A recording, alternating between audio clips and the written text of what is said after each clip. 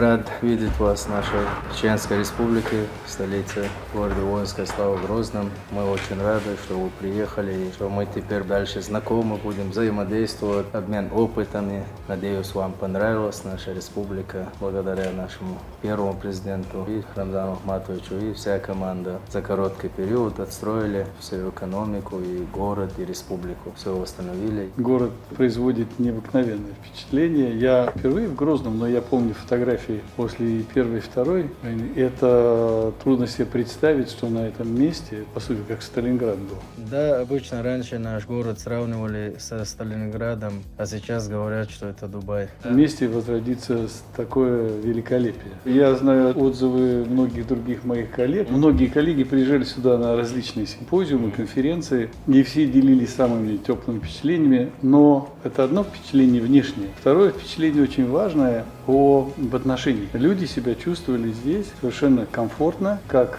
дома, как дорогие гости. И это чувствовалось и в отеле, и в ресторане, и на улице, что очень важно. И этот вот аспект, он тоже немаловажный для восприятия людей. Я это сам испытал уже, и не знаю, что приятнее, внешняя красота, чистота, порядок или вот такие добрые отношения. Я вижу, какое ответственное отношение у жителей Грозного к своему городу. Этому поучиться очень многим городам. Далеко не все города могут похвастаться тем, что вот так люди ответственно относятся к городу.